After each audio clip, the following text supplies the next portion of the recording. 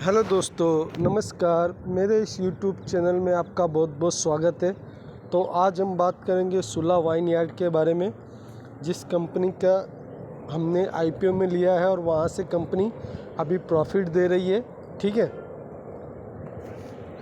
तो ये कंपनी क्या आगे जा सकती है, इसके बारे में थोड़ा सा हम लोग जानकारी लेने की कोशिश करते हैं। ठीक है, तो आप देख सकते हैं सुला वाइन यार्ड ने जब से आई है तब से कितना लगभग 40% का प्रॉफिट दे चुकी है।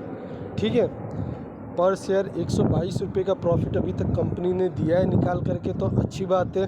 ठीक है, उसके बाद आप कंपनी का 52 वीक हाई देखोगे तो 456 रुपया और लो देखोगे तो 305 रुपये है। ठीक है, और कंपनी अभी 433 रुपये पे चल रही है। तो और कंपनी क्या है, अभी प्रॉफिटेबल है। तो इसको हम देख लेते हैं निफ्टी 50 की अपेक्षा कैसा रिटर्न देती है। तो ज़्यादा समय का चार्ट तो नहीं, लेकिन फिर भी देख लेते हैं। तो आप देख रहे हैं तो जितने समय में निफ्टी 50 ने 1.62% का रिटर्न दिया, उतने ही समय में इस कंपनी ने 30.77% का रिटर्न दिया है। तो आप देख सकते हैं इसको चार्ट में भी, जो रेड वाला चार्ट है वो निफ्टी 50 का और जो ब्लू वाला चार्ट है वो सुला वाइन यार्ड का है। तो चार्ट तो मुझे अभी शॉर्ट टर्म का ही है, लेकिन शॉर्ट टर्म के हिसाब से भी अच्छा ही लग रहा है। ठीक है, बाकी हम इसकी बैलेंस शीट वगैरह देख लेते हैं। तो अभी हम इसकी बैलेंस शीट के ऊपर आ चुके हैं। तो अभी इसके ज़्यादा डेटा नहीं है। तो आप देख सकते हैं इनके जो रिजर्व एंड सरप्लस है 540 करोड़ है लगभग। ठीक है, लॉन्ग टर्म बोरोविंग आप देखेंगे तो 47 करोड़ का कर्जा है, और शॉर्ट टर्म बोरोविंग देखेंगे तो 134 करोड़ का कर्जा है कंपनी के ऊपर। ठीक है, तो कर्जा लेना कोई पाप नहीं है, लेकिन क्या है कि कर्जे को सही समय पे यूटिलाइज़ किया जाए, उसके पैसे वापस दे दिए जाए। ठीक है, तो कोई भी उसमें बुराई नहीं है। ठीक है, तो कंपनी की बैलेंस शीट तो अभी ठीक ठाक दिख रही है, क्योंकि एक ही साल का डाटा ही है। तो आगे की जो बैलेंस शीट आएगी उससे हमें पता चलेगा कि इनके कर्जे बढ़ रहे हैं या घट रहे हैं, इनके रिजर्व एंड सरप्लस बढ़ रहे हैं या घट रहे हैं। लेकिन प्रॉफिट देखते हुए तो मुझे यही लग रहा है कि कंपनी अच्छा खासा चल सकती है आगे। तो अभी हम इनके मेन चीज़ पे आ जाएंगे, जो कि प्रॉफिट एंड लॉस है।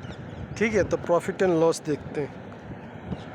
तो अभी हम आ चुके हैं कंपनी का प्रॉफिट एंड लॉस देखने। तो आप देख सकते हैं इसका जो मार्केट कैप है 3652 करोड़ का मार्केट कैप है। तो एक छोटी कंपनी है। ठीक है, उसके बाद आप देख सकते हैं कि कंपनी जो है अपने सेक्टर में चौथे नंबर पे लीड कर रही है। ठीक है, तो ये भी ठीक है। उसके बाद जब हम इनके आ जाते हैं क्वार्टरली रिजल्ट के ऊपर, तो आप यहाँ पे देख सकते हैं जो इनका ऑपरेटिंग प्रॉफिट मार्जिन है सही है, 29% का है। ठीक है, तो ऑपरेटिंग प्रॉफिट मार्जिन भी ठीक है। नेट प्रॉफिट देखेंगे आप तो लास्ट 5 क्वार्टर के ही हैं। तो पहले कितना था, 34 करोड़, फिर डाउन हुआ 12 करोड़, फिर अप हुआ 21 करोड़, फिर 39 करोड़, फिर 17 करोड़। तो ये 5 क्वार्टर के रिजल्ट देखने से हमें ये पता चलता है कि कंपनी क्या है, प्रॉफिटेबल है। तो प्रॉफिटेबल है तो अच्छी बात है, हम उसी कंपनी में इन्वेस्ट करते हैं जो कंपनी कम से कम प्रॉफिटेबल हो, लॉस मेकिंग नहीं होनी चाहिए। जैसे कि पेटीएम, जोमेटो और भी बहुत सारी कंपनियां जो लॉस मेकिंग है, जो उसमें जाने से कोई फ़ायदा ही नहीं है। तो आप कम से कम प्रॉफिट वाली कंपनियों में जाओ। ठीक है, उसके बाद हम क्वार्टरली रिजल्ट तो देख ली, ईयरली रिजल्ट में हमें ज़्यादा पता चलता है। तो आप सेल्स देख सकते हैं, सेल्स पहले कितनी थी इनकी, 2018 में 418 करोड़, फिर बढ़ा 501 करोड़, फिर 387 डाउन हुआ 306, फिर 390, और अभी कितना है 493 करोड़ का सेल्स है। ठीक है इनका। उसके बाद आप ऑपरेटिंग प्रॉफिट मार्जिन भी देख सकते हो, तो कितना है 32% का है। तो ऑपरेटिंग प्रॉफिट मार्जिन काफ़ी अच्छा लग रहा है मुझे। और आप रिजल्ट देख सकते हैं, तो आप देख सकते हैं 2018 में कंपनी कितना कमाती थी, 19 करोड़, फिर 20 में 20 करोड़, फिर 21 में 8 करोड़ का लॉस हुआ, यहाँ पे 1 करोड़ का लॉस हुआ। ठीक है, फिर 49 करोड़ कमाई, फिर 88 करोड़ कमाई। तो आप देख सकते हैं कंपनी 19 करोड़ से 88 करोड़ पहुँच गई 6 साल में। ठीक है, तो अच्छी बात है, कंपनी का ग्रोथ तो हो ही रहा है। ठीक है, ईपीएस भी आप देख सकते हैं कितना है, 10 रुपया 48 पैसे का है। ठीक है, तो ईपीएस भी अच्छा खासा है, बढ़िया है।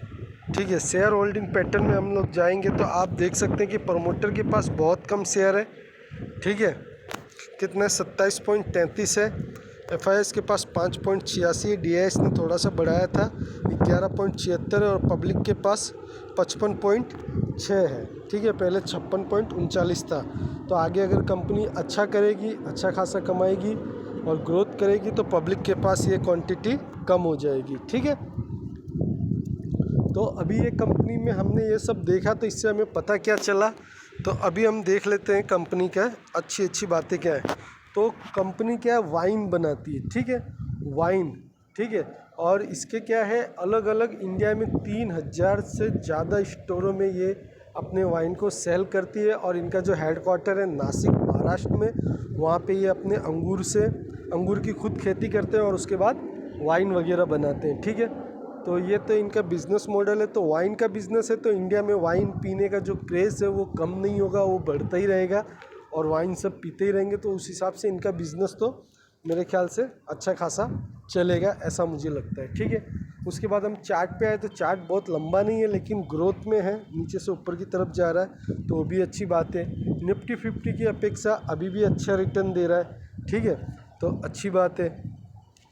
उसके बाद आप रिजर्व एंड सरप्लस को हम अभी काउंट नहीं कर सकते, क्योंकि कंपेयर नहीं कर सकते, क्योंकि वो बहुत साल का रिजल्ट नहीं है। ठीक है, वो जो बैलेंस शीट है बहुत साल की नहीं है, लेकिन फिर भी ठीक है, रिजर्व एंड सरप्लस ठीक है। Long term borrowing, short term borrowing भी ठीक है अभी के हिसाब से। आगे बैलेंस शीट आएगी तो हम और भी कंपेयर करके देखेंगे। उसके बाद आपने देखा कि कंपनी क्या है, क्वार्टरली रिजल्ट में हमने देखा तो कंपनी का जो ऑपरेटिंग प्रॉफिट मार्जिन है 29 से 32% के बीच में आ रहा है। तो ऑपरेटिंग प्रॉफिट मार्जिन अच्छा है। मान लो अगर किसी कंपनी ने 100 रुपये का प्रॉफिट किया है तो उसमें से 30 रुपया प्रॉफिट जो है उन्हीं का है। ठीक है, मतलब 100 रुपये का बिजनेस किया है तो 30 रुपया उनको प्रॉफिट हो रहा है, उसको बोलते हैं हम ऑपरेटिंग प्रॉफिट मार्जिन। तो 30% है, अच्छा है। ठीक है, क्वार्टरली रिजल्ट में हमने देखा कंपनी हर क्वार्टर में प्रॉफिट कर रही है, अच्छी बात है।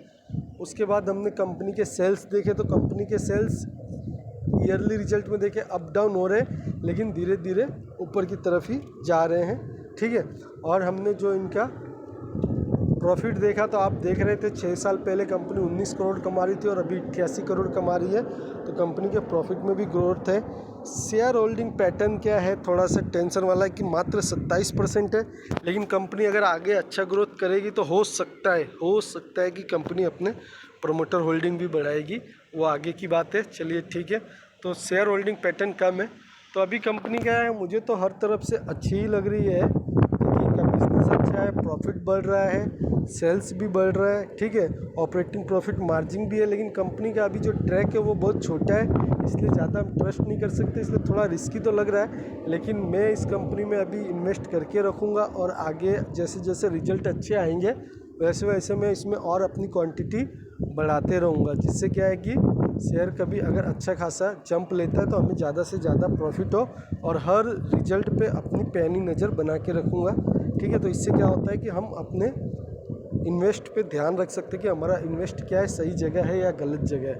ठीक है, तो अभी तो ये कंपनी रिस्की लग रही है, लेकिन मुझे लगता है कि आगे जा कर के ये अच्छा खासा रिटर्न दे सकती है। तो कभी कभी क्या है, रिस्की कंपनियों में भी इन्वेस्ट करना चाहिए। ठीक है, तो मेरा ये वीडियो अगर बनाने का तरीका आपको अच्छा लगता है तो आप मेरे चैनल को लाइक, सब्सक्राइब और शेयर कर सकते हैं। और आपको ये शेयर अच्छा लगता है तो आप अपनी रिसर्च के ऊपर इन्वेस्टमेंट कीजिएगा। मैं फंडामेंटल स्ट्रॉन्ग कंपनियों के ऊपर वीडियो बनाता हूँ, जिससे आप अपनी एक वॉच लिस्ट तैयार कर सकें और उसमें से आप अपने पसंद के 4-5 कंपनियाँ निकाल के इन्वेस्ट कर सकें।